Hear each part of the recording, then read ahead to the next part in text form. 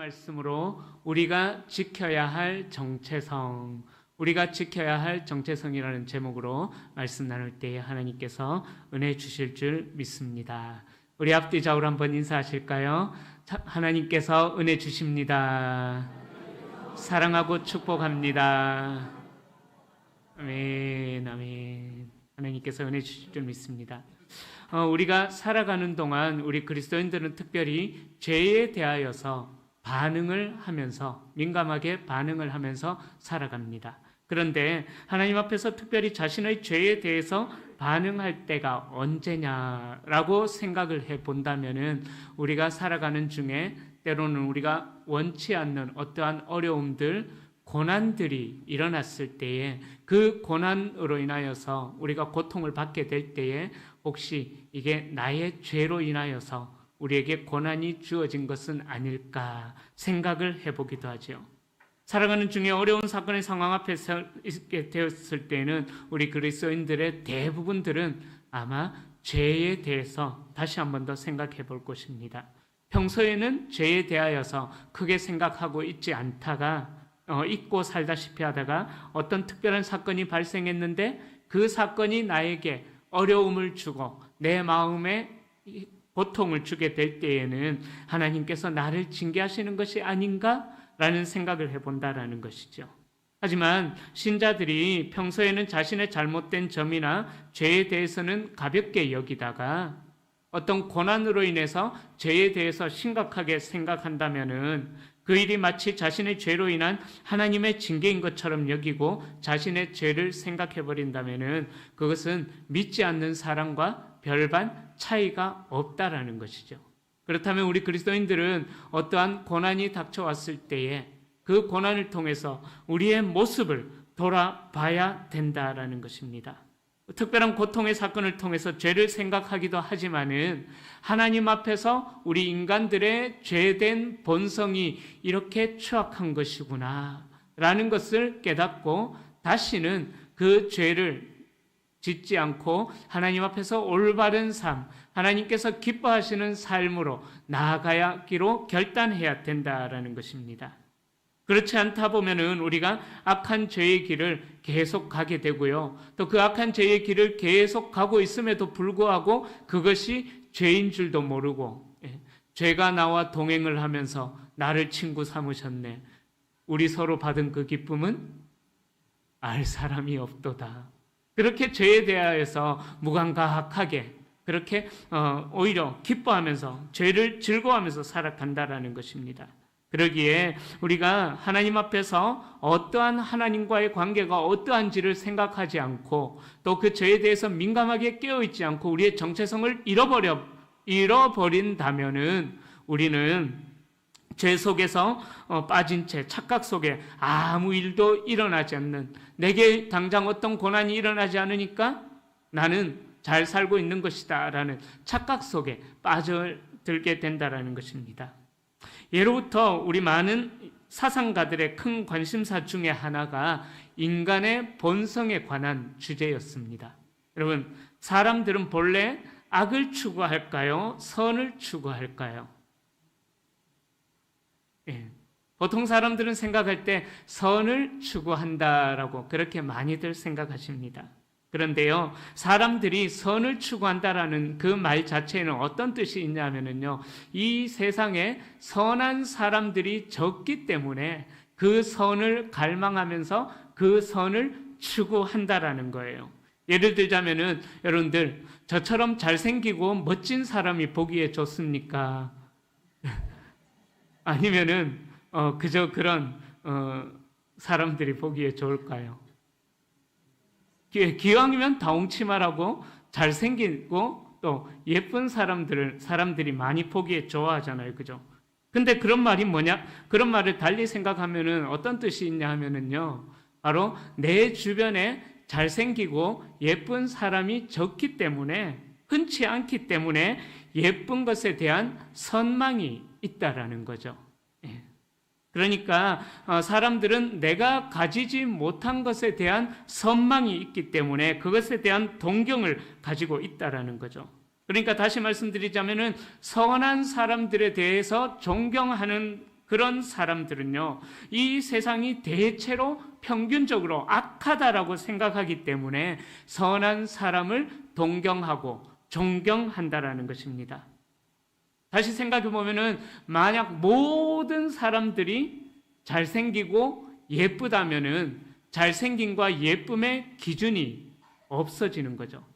또 한 가지 더 이야기하자면은 모든 사람들이 선하다면은 모든 사람들이 악하지 않아요. 모든 사람들이 착하고 선하고 의롭고 하여튼 뭐 그런 좋은 거를 다 갖다 붙인 사람들이라면은 어떤 선에 대한 기준도 세우기가 어렵다라는 것입니다.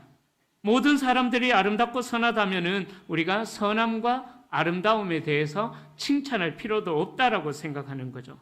그러니까 반대로 사람들은 악하기 때문에 우리가 선한 사람을 존경하고 또 그 선한 사람의 삶을 동경한다라는 것입니다. 더 쉽게 예를 드리겠습니다. 우리 인간의 본성을 알아보려면요, 다 큰 어른을 봐야 될까요? 아기를 보면 될까요? 우리 인간의 본성을 알아보려면은, 그죠? 아기를, 갓난 아기들을 보면 됩니다. 왜 그러냐? 누가 본성대로 살고 있느냐 생각해 보면 되는 거예요. 다 큰 어른들이 죄를 짓고 그런 것은 이 세상 속에 찌들어가지고, 오염돼가지고 악을 저지르는 거고요. 금방 태어난 아기들, 또 조금 얼마 세상을 경험하지 못한 아기들은 본성대로 살고 있다라는 거죠. 그러니까 아이들은 본성 그대로 태어나서 활동하고 있다라는 거죠. 어떤 유튜브에서 그런 이야기를 해요. 이런 이야기를 들고, 예를 들어서 아기가 배가 고플 때에 식사를 차려놨을 때에, 아기들이에요. 식사를 차려놨는데 그 아기가 아버님 먼저 드시지요 하고 기다립니까? 아니면 자기가 먼저 먹으려고 합니까? 그죠? 자기가 먼저 먹으려고 하죠. 예. 그 이야기를 방송에서 이야기를 하더라고요. 어린아이들이 배가 고프면은 자기 입에 먼저 들어간다라는 것입니다. 그래서 배고프면 자기 먼저 먹으려고 하고, 추우면 자기 먼저 따뜻하려고 하고, 또 누우면 자기 먼저 자려고 하는 그런 이기적인 본성이 태어날 때부터 우리 인간들에게 있다라고 이야기를 합니다. 이것이 바로 순자가 이야기한 성악설의 내용인 것입니다. 그런데 우리 기독교에서 이야기하는 관점은 순자가 이야기하는 성악설의 관점과 비슷한 것 같지만은 다릅니다. 순자는 죄의 시작을 사람의 마음으로부터, 사람 그 자체로부터 이야기를 하지만은요, 우리 기독교에서 이야기하는 죄의 시작은 로마서 3장 23절에서 바울이 이렇게 이야기합니다. 모든 사람이 죄를 범하였음에 하나님의 영광에 이르지 못하였더니 이야기합니다. 즉 우리 기독교에서 이야기하는 원죄론의 뿌리는 이 성악설과는 비슷한 것 같지만은 조금은 달라요. 바로 우리 기독교에서 이야기하는 원죄의 뿌리는 하나님의 말씀에 순종하지 않는 것, 하나님을 사랑하는 것이 부족해지는 것, 100% 하나님만 사랑하던 사람이 그 마음속에 다른 것들을 보게 되고 그 다른 것들이 보여짐으로 인해서 100% 하나님을 사랑하는 그 마음이 90%, 60%, 50%, 10% 줄어들 때에, 그렇게 하나님으로만 만족하는 그 마음이 줄어들 때에 그에게서부터 죄가 시작이 되는 것이다 라고 그것을 성경에서 이야기하고 있는 것이죠. 더 쉽게 이야기하자면 하나님으로만 만족하려는 그 마음의 부족이 우리에게서 죄로 열매 맺혀지게 되었다라는 것입니다. 그러기에 우리 그리스도인들에게서는 뿌리부터 갈아엎는, 우리의 정체성부터 갈아엎는, 우리가 죄의 뿌리를 내리는 것이 아니라 예수 그리스도께 뿌리를 내리고 하나님의 말씀에 뿌리를 내리는 정체성의 회복부터 우리에게서 시작이 되어져야 된다라는 것이죠. 여러분, 감나무에서 뭐가 열리죠? 그죠? 그런데 감나무에서 사과나무가 열린다라고 이야기하는 분들이 있으면 그분들은 어떻게 해야 된다고요? 그죠? 기억하시죠? 잘 돌봐드려야 된다. 그죠? 예. 배나무에서 사과가 열린다 이러면은 정상적인 것이 아닌 거죠. 마찬가지로 죄나무에서 뭐가 열릴까요? 죄가 열리는 거예요. 그렇기 때문에 우리의 뿌리를 어디에 두고 있느냐, 우리의 정체성을 어디에 두고 있느냐에 따라서 우리에게서 열매 맺혀지는 것이 다른 것이 된다라는 것입니다. 우리가 흔히들 이야기하는 죄라고 생각하는 것, 살인, 폭력, 또 도둑질, 그런 것들은 죄의 열매일 뿐이에요. 그것이 근본적인 죄가 아니에요. 근본적인 죄는 하나님의 말씀에 불순종하는 것, 그것이 근본적인 죄다라는 것입니다. 그래서 아까 전에 말씀드렸던 로마서 3장 23절에서 모든 사람이 죄를 범하였음에 하나님의 영광에 이르지 못하였다라고 이야기하는 것입니다. 그래서 우리는 하나님의 백성으로서의 정체성을 회복해 나가야 된다는 것입니다. 사람의 본성이 원래부터 선을 추구하고 원래부터 의를 추구한다면 아무런 문제가 없어요. 그대로 살아가면 되기 때문인 것입니다. 노노의 위정편에 보면은 나이 70이 되면은 종심소욕 분류구라고 이야기를 합니다. 종심소욕 분류구. 그 종심소욕 분류구라는 말의 뜻이 뭐냐 하면은 사람들의 나이가 70이 되면은 이 세상의 모든 삶을 다 경험했기 때문에 그냥 본성대로 행하는 것이 하늘의 뜻을 행하는 것이다. 마음이 원하는 바를 따르는 것, 종심, 마음이 원하는 바를 따르는 대로 살아가는 것이 하늘의 뜻을 이루는 것이다. 70이 되면은 그러한 경지에 이르게 된다라고 노노의 위정편에 이야기합니다. 70이 넘으신 분들 그렇습니까? 내 본성대로 행했는데 그것이 하나님께 기쁨이 되어지는 생각과 말과 행동을 하시고 계십니까? 이 대답에 아멘이라고 대답하실 분은 아마 없지 않을까 싶습니다. 목사인 저도요, 그 말에 선뜻 아멘이라고 대답할 수가 없다라는 것입니다. 즉, 우리 사람들은 본성이 이끄는 대로 살면은요, 늘 죄를 향해서 달려가고 있는 그 본성이 이끄는 대로 살아가게 된다라는 것입니다. 그런데 사람의 본성이 선을 추구하고 의를 향한다면은 아무런 문제가 없다라는 것이죠. 선과 의를 기뻐하는 사람은 자연스럽게 선과 의를 행하면서 살아간다라는 것입니다. 하지만 사람의 본성은 선과 의를 추구하지 않는 것에 문제가 있다라는 것이죠. 그래서 날마다 자신을 살피지 않으면은 악의 길을 가면서도 그것이 악인 줄도 모르고 깨닫지도 못하고 살아간다라는 것입니다. 오늘 본문 16절에 보면은 이렇게 이야기합니다. 이스라엘의 왕 아합의 아들 요람 제5년에 유다 왕 여호사밧이 오히려 위에 있을 때에 그 아들 요람이 왕이 되니라 라고 말씀합니다. 그런데 18절에 또 보면은요, 요람이 이스라엘 왕들의 길로 행하여 아합의 짓과 같이 하였다라고 말씀해요.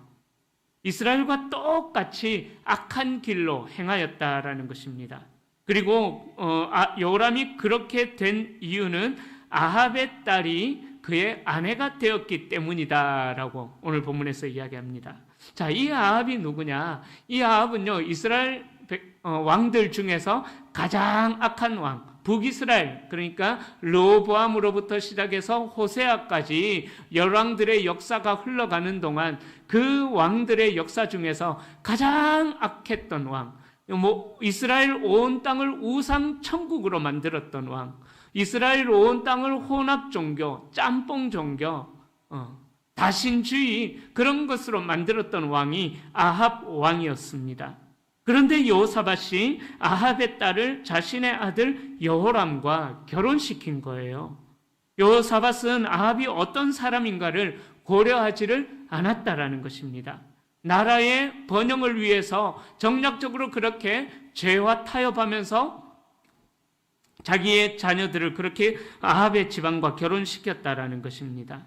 아합의 집과 혼인을 함으로써 유다의 땅에 어떤 일이 일어날지 전혀 고민도 하지 않았다라는 거예요. 왜요? 근본 정체성부터, 근본 뿌리부터 하나님의 말씀을 사모하는 자가 아니라 떠나 있었기 때문이다라는 것입니다.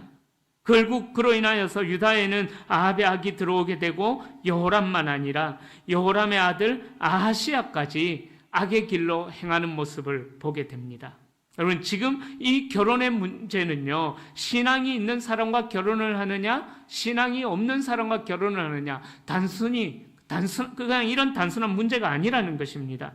근본적인 사고방식 자체가 하나님의 백성으로서 근본적인 사고방식 자체가 잘못되어 있는 것을, 아합의 집과 결혼했다라는 것은 그 정체성부터 잘못되어져 있다라는 것을 우리에게 열왕기의 기자가 지적하고 있는 것입니다.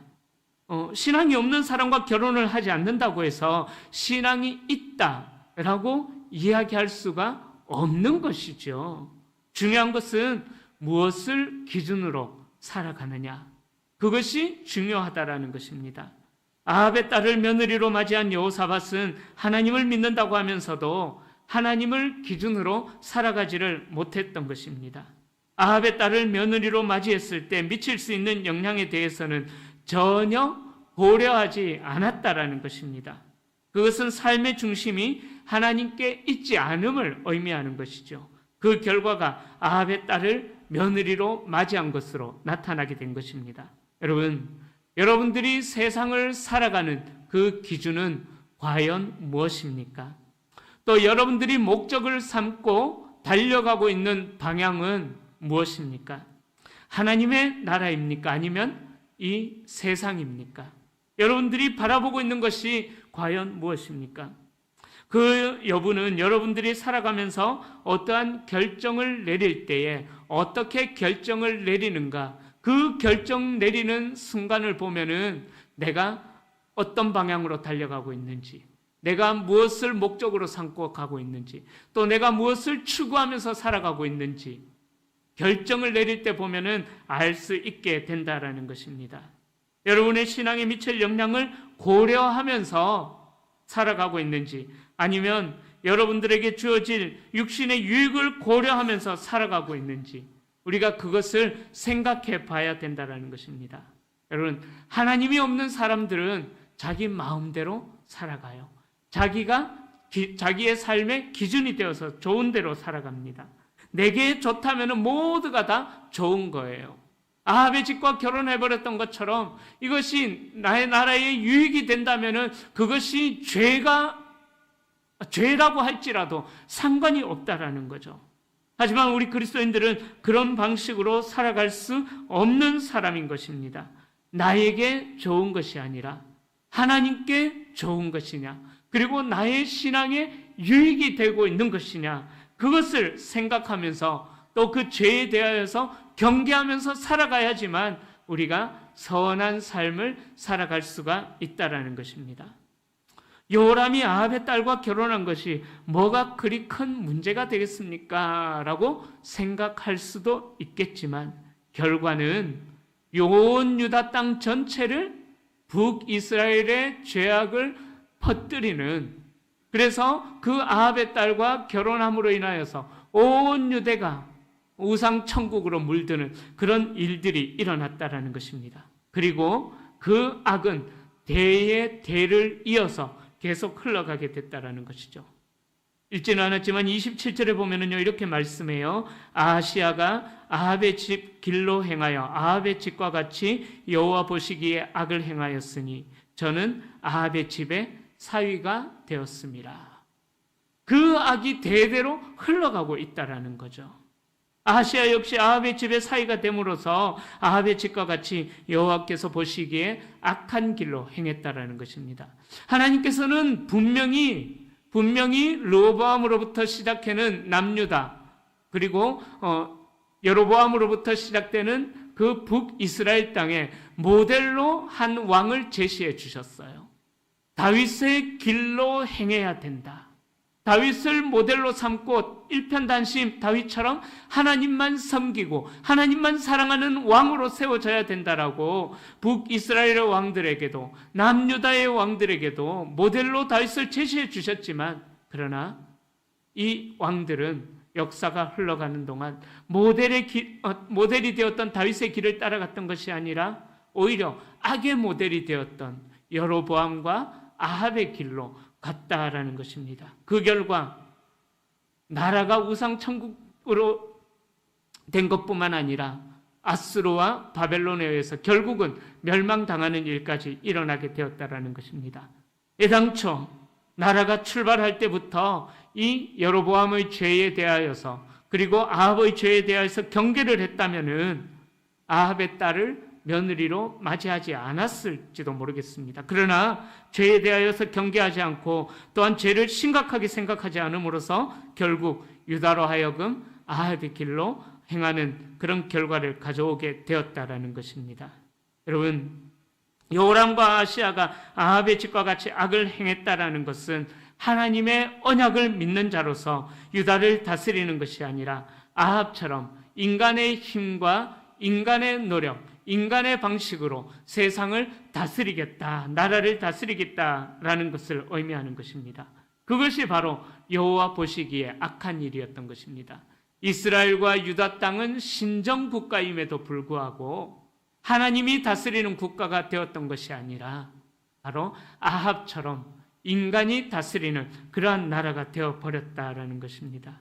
여러분, 우리 그리스도인들이 살피고 경계해야 되는 것은 세상의 사고방식입니다.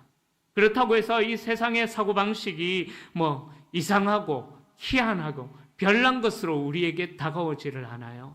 이 세상의 사고방식은 적절한 합리성으로 또 적절히 이해가 되어지는 우리가 공감해 줄 수 있는 그러한 적절성으로 세상의 방식이 우리에게 다가오고 있습니다. 이 세상의 방식은 우리 인간들의 욕망과 일치되고 인간의 생각과도 일치가 되어집니다. 그러므로 우리를 구원하신 하나님의 은총에 서서 우리의 정체성을 지키지 않는다면은 죄가 왜 죄인가를 구분하지 못한 채 우리의 정체성도 흔들리게 되고 결국은 이 악의 모델이었던 아합의 길로 행하게 된다라는 것입니다. 라는 성도님들, 잠언 7장 16절부터 23절에 보면 이렇게 말씀합니다. 내 침상에는 화문요와 애굽의 문체 있는 이불을 폈고 모략과 치명과 계피를 뿌렸노라. 오라 우리가 아침까지 흡족하게 서로 사랑하며 사랑함으로 희락하자. 남편은 집을 떠나 먼 길을 갔는데 은주머니를 가졌은즉 보름에나 집에 돌아오리라 하여 여러 가지 고운 말로 혹하게 하며 입술에 호리는 말로 꿰물어 소년이 곧 그를 따랐으니 소가 푸주로 가는 것 같고 미련한 자가 벌을 받으려고 쇠사슬에 매이러 가는 것과 일반이라. 필경은 살이 그 간을 뚫기까지 이를 것이라. 새가 빨리 그물로 들어가되 그 생명을 잃어버릴 줄을 알지 못함과 일반이니라. 그렇게 말씀하고 있습니다.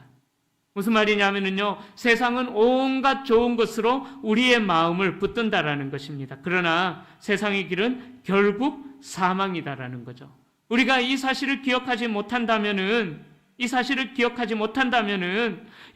대해서 경계하지 않는다면은 우리가 정체성부터 죄의 뿌리를 내림으로 인해서 우리에게서 당연히 죄가 열매 맺혀지는 그러한 삶을 살아갈 수밖에 없다라는 것입니다. 여러분, 우리에게 정말 중요한 것이 무엇이겠습니까? 우리가 세상도 또 하나님도 모두 원한다는 것은 우리의 인간의 탐욕일 뿐입니다. 기억해야 할 것은 생명을 향한 기쁨이 아니라 단지 사망이 싫어서 생명을 선택한다면은 그 선택도 올바른 선택이 아니라는 사실을 기억해야 합니다. 우리가 그저 사망이 싫어서 의를 선택하고 그저 그냥 하나님이 좋아서 하나님을 선택하는 것이 아니라 그 죄가 싫어서 그냥 우리가 하나님을 선택한다면은 그것 또한 우리의 욕심으로 세상의 타협과도 같다라는 사실을 기억해야 합니다. 거기에서부터 또 다른 죄가 시작이 되어진다라는 거죠. 우리 신앙생활에서는 타협이 없어야만 합니다. 이제 말씀을 정리합니다. 여러분, 진심으로 우리를 멸하지 않고 구원하시는 하나님의 사랑이 기쁘고 또 그 사랑에서 멀어지지 않는 자로 살아가기를 원한다면은 우리가 늘 자신을 경계하면서 살아가야만 하는 것입니다. 말씀에 서서 말씀을 기준으로 해서 이것이 죄인가 아닌가 늘 우리의 삶을 비춰보고 경계하시기를 바랍니다. 그리고 그것으로 인해서 신자의 구별됨, 그리스도인의 구별됨을 증거로 보여줄 수 있는 저와 여러분들이 될 수 있기를 축복합니다. 그래서 죄와 사탄, 또 우리의 주요 환경 때문에 하나님께 속한 우리의 정체성을 잃어버리는 것이 아니라 하나님께 속한 우리의 정체성을 회복하면서 이 땅에서 올바른 그리스도인, 정말 믿음이 있는 그리스도인, 하나님이 기뻐하시는 그리스도인으로 살아가는 우리 모든 성도님들이 다 되시기를 예수님의 이름으로 축원합니다. 기도합니다.